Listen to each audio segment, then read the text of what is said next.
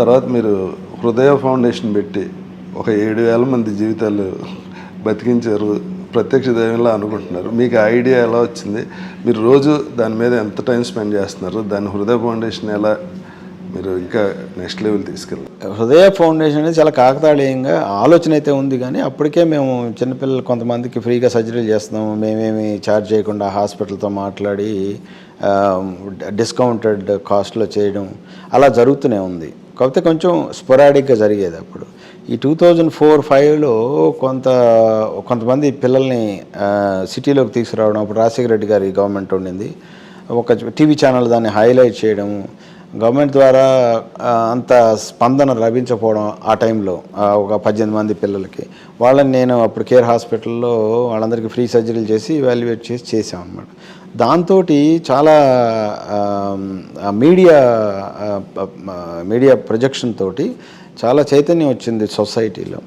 So lot of children రావడం మొదలుపెట్టారనమాట. అందువల్ల ఈ ఫౌండేషన్ ద్వారా చేయడం బాగుంటుందని మా స్నేహితులు అమెరికాలో నుంచి సపోర్ట్ చేయడం, మన చిరంజీవి గారు చాలా పెద్ద హృదయంతో అమెరికాలో నాకు ఒక ఫండ్ రైజింగ్ హెల్ప్ చేసి దాదాపు $200,000 అప్పుడు రైజ్ అయింది. తర్వాత బాలకృష్ణ గారు కూడా అలాగే చేశారు.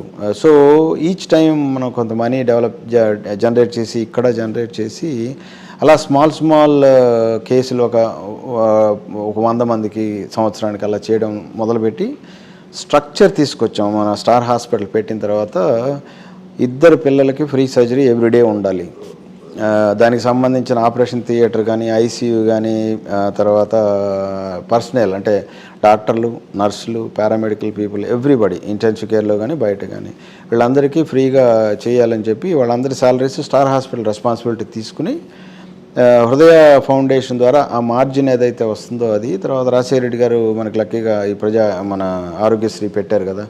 సో వీటన్నిటి ద్వారా మనం ఈ 7,000 పైగా సర్జరీలు చేయగలిగాం. అది కంటిన్యూ అవుతుంది. ఇంకా చాలామంది ఈ సిఎస్ఆర్ ఫౌండేషన్ని కూడా మనకి డొనేట్ చేస్తున్నారు. అంటే యాక్చువల్గా 7,000 అనేది ఇప్పుడున్న దీంట్లో చాలా మనకి హ్యూజ్ ఫిగర్, కానీ పబ్లిక్లో అది ఇదే కదండి. అది గవర్నమెంట్ తోటి మిగిలిన హాస్పిటల్తో కొలాబరేట్ చేసి దాన్ని ఇంకా 70,000, 7 lakhs అలా పెంచి ఛాన్స్ ఏమన్నా ఉందంటారా? ఇటువంటి వర్క్ చాలా చోట్ల స్మాల్ ఎఫర్ట్స్ ద్వారా జరుగుతూ ఉంది. మన దేశంలో దాదాపు 1,80,000 నుంచి 2 లక్షల దాకా ప్రతి సంవత్సరం గుండె జబ్బులతో పుట్టేవాళ్ళు జరుగుతున్నారు. అదేవిధంగా ఆల్రెడీ ఉన్న ఎగ్జిస్టింగ్ పూల్ కూడా ఉంటుంది కదా. కొన్ని స్టేట్స్లో అయితే ఈ మాత్రం ఇది కూడా లేదు. ఎంత మటుకి గవర్నమెంట్ హాస్పిటల్ ఇన్ఫ్రాస్ట్రక్చర్ని మనం యూజ్ చేసుకోగలం, ఎంతమంది ట్రైన్డ్ పీపుల్ ఉన్నారు, వీటన్నిటిని అధ్యయనం చేస్తున్నాం ఇప్పుడు కరెంట్లీ. మనకు 4 ఫండమెంటల్ వ్యూస్ ఏంటంటే, ఒకటి నంబర్ 2,000 దాకా పెంచాలి ప్రతి సంవత్సరం మన ద్వారా. అదేవిధంగా మిగతా హాస్పిటల్స్తో కొలాబరేట్ చేసి ఇంకా ఎక్కువ నంబర్స్ చేయడానికి అవకాశం ఉంటుంది. రెండోది ఫ్యూచర్ జనరేషన్ ట్రైనర్స్ కావాలిగా, ట్రైన్డ్ పీపుల్ కావాలి. వాళ్ళని అసలు బయటికి తీసుకెళ్లే అవసరం లేకుండా ఇక్కడే మనం ఎంప్లాయ్ చేస్తున్నాం. ఎంసీహెచ్ డాక్టర్లు కానీ వాళ్ళని ట్రైన్ చేసి వాళ్ళని కూడా డిప్లాయ్ చేస్తాము. అదేవిధంగా రీసెర్చ్ చేయాలి. అదేవిధంగా ముఖ్యంగా అడ్వకసీ అంటే పబ్లిక్లోకి ఈ ఇన్ఫర్మేషన్ తీసుకెళ్తున్నాం అన్నమాట.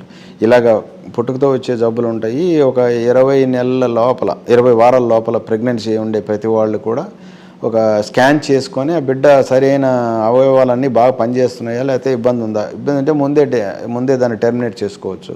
సో ఇవి మా కార్యాచరణ ముందుకు పోతుంది. గ్రేట్ వర్క్ డాక్టర్ గారు.